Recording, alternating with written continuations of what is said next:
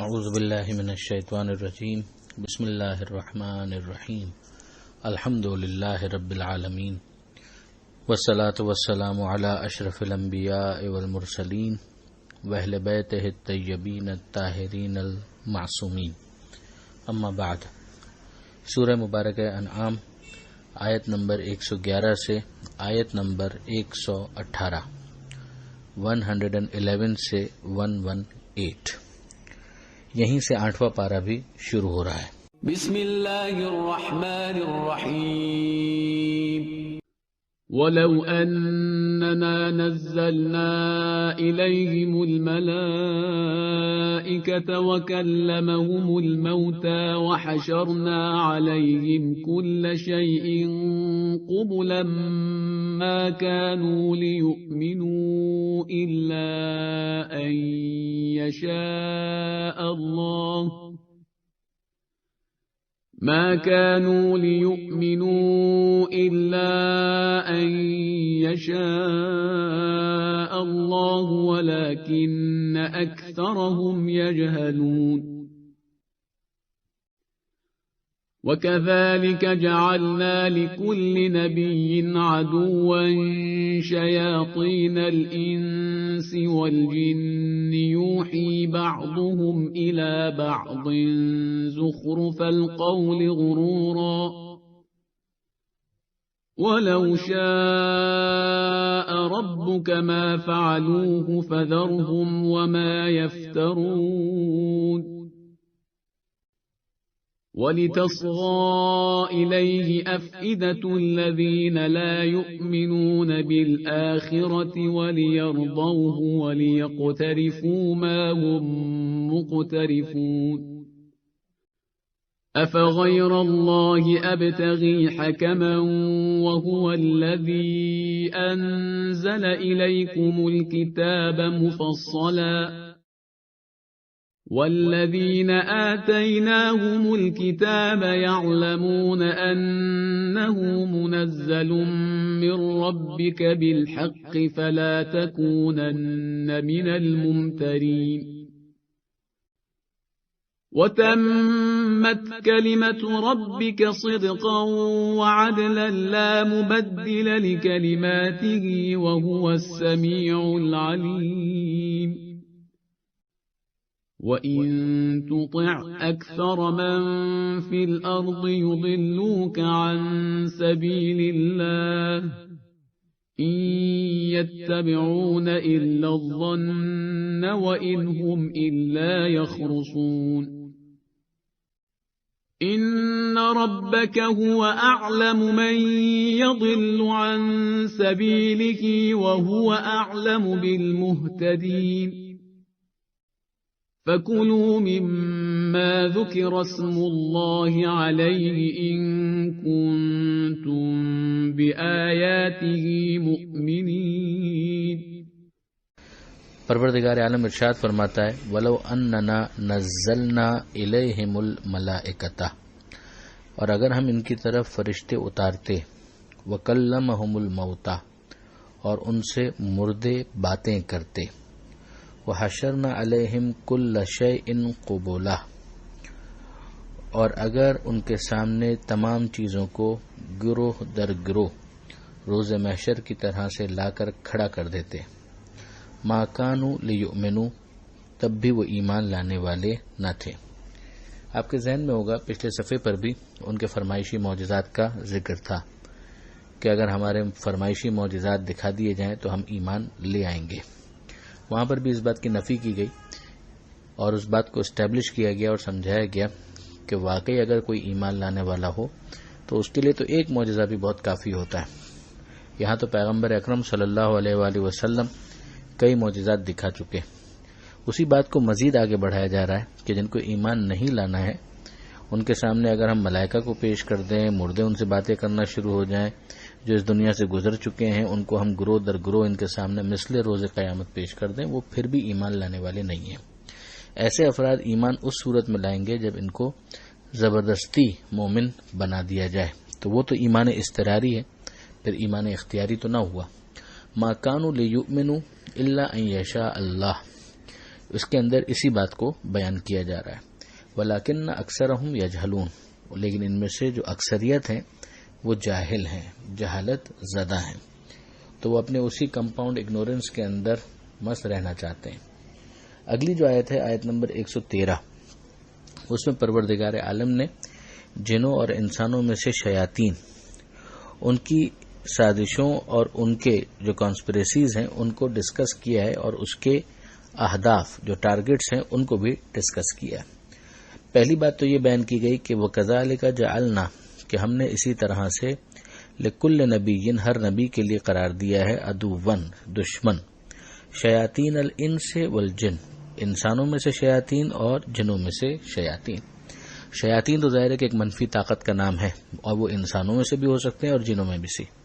جو ان کا سردار تھا ابلیس، وہ تو حتماً جنات میں سے تھا، جو قرآن کے اندر صراحت ہے کانا من الجن.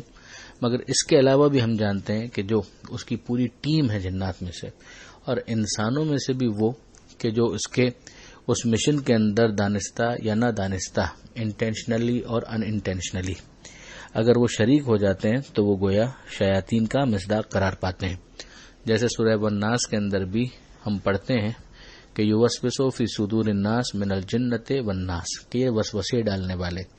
اسی کی ایک تعبیر یہاں پر آئی ہے کہ یہ لوگ یوں ہی بعضہم الی بعض، یہ ایک دوسرے کی طرف مختلف باتیں جو ہیں ان کو ٹرانسمٹ کرتے ہیں، ٹرانسفر کرتے ہیں، اور مختلف قسم کے جو چیزیں ہیں ان کو ایک دوسرے تک منتقل کرتے ہیں.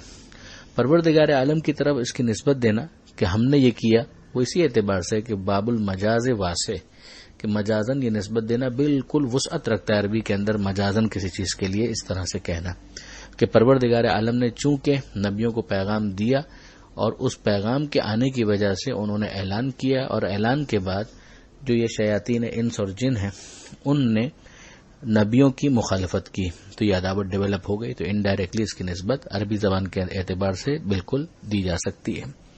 اسی طرح سے پروردگار عالم آگے اس بات کو کنٹینیو کرتا ہے، فرماتا ہے کہ یہ لوگ جو بناوٹی باتیں بناتے ہیں، زخرف القول، اس کا پرپس کیا ہوتا ہے؟ کہ پہلی چیز غرورہ، یہ فریب دینا چاہتے ہیں. جو حقیقتیں ہیں، جو ثابت حقیقتیں ہیں، جو اسٹیبلش ٹروتھ ہے، اس کے بارے میں لوگوں کو فریب دینا، گمراہ کرنا. وَلَوْ شَاءَ رَبُّكَ، اور اگر تمہارا رب چاہتا مَا فَعَلُوهُ، تو یہ نہیں کر سکتے تھے. یعنی یہ پروردگار عالم نے پورا ایک امتحان کا میدان سجایا ہے. اگر پروردگار اختیار سلب کر لے تو پھر اس کے بعد کہاں کسی کی مجال ہے کہ وہ کوئی ایسا کام کر سکے. وہ جو علامہ سید علی نقی صاحب کا، نقن صاحب علی اللہ مقامہ کا بہت پیارا جملہ ہے کہ کافر کا وجود اختیار کی دلیل ہے. تو یہ تمام تر جملے اسی بات کی طرف لوٹیں گے. فذرہم وما یفترون، تو آپ ان کو چھوڑ دیجئے اور جو یہ افترا کر رہے ہیں اس کو بھی کرنے دیجئے.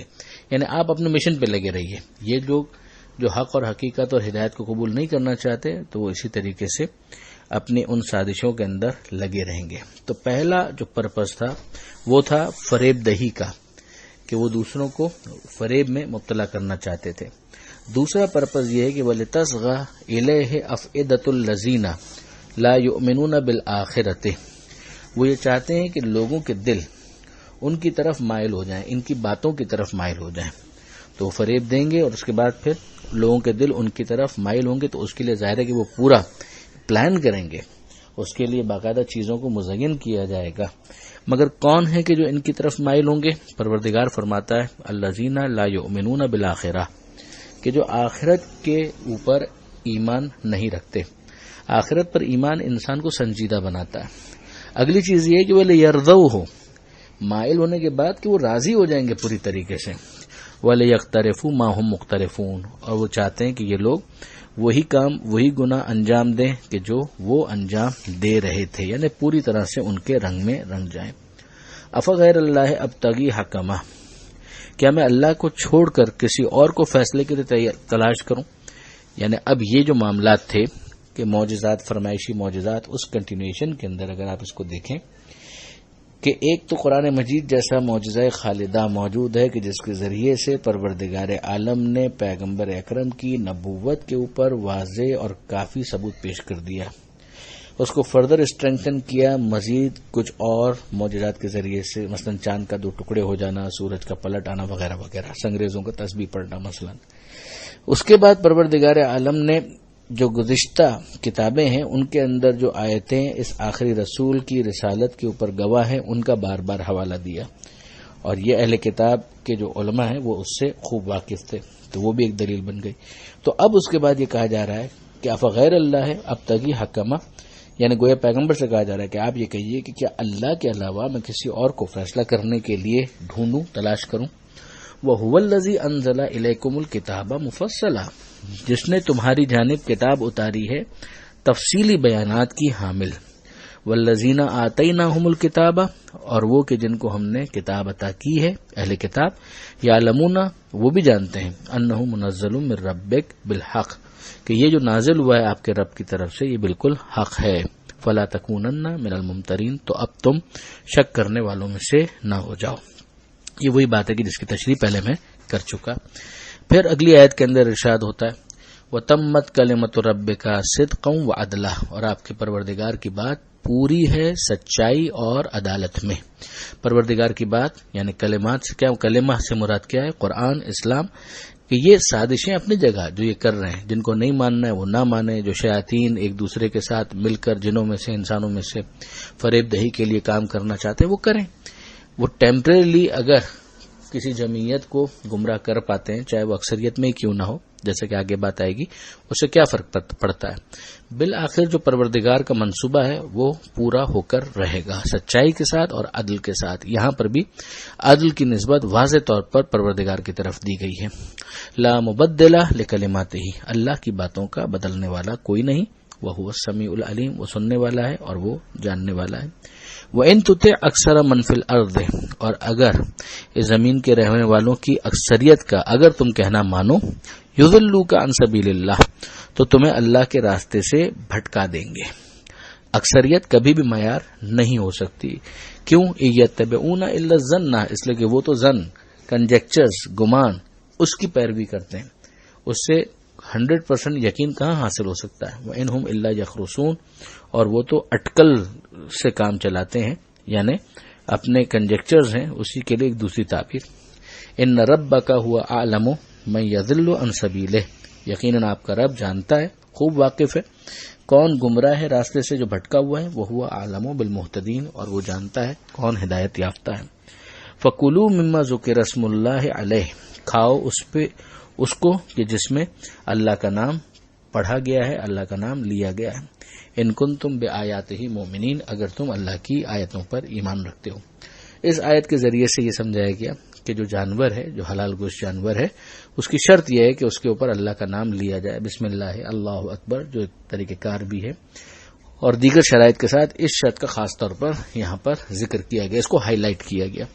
آگے کی جو آیتیں ہیں ان کو پڑھنے کے بعد ہمیں اندازہ ہوتا ہے کہ پروردگار عالم نے یہاں پر اس روش کی بھی مذمت کی ہے کہ اپنے دل بخواہ یعنی خود سے ہی کچھ جانوروں کو ذبح کرنے سے، حلال سمجھنے سے انکار کر دینا اور ان کو حرام سمجھ لینا، جیسے کہ پہلے ہم سورہ مائدہ میں بھی پڑھ چکے ہیں، سورہ انعام میں بھی اس کا ذکر آ چکا ہے کہ اس کے بھی خلاف اس آیت کے ذریعے سے سمجھایا جا رہا ہے کہ شرط تو یہ ہے کہ اس پر اللہ کا نام لے لیا جائے، باقی اپنی مرضی سے کسی جانور کے بارے میں یہ طے کر دینا کہ یہ اب ممنوع العقل ہو گیا، یعنی اس کو نہیں کھایا جا سکتا، یہ روش مناسب نہیں ہے اور پروردگار اس کو قبول نہیں کرتا اور اس کی اجازت بھی نہیں دیتا کہ اس کو حرام مان لیا جائے۔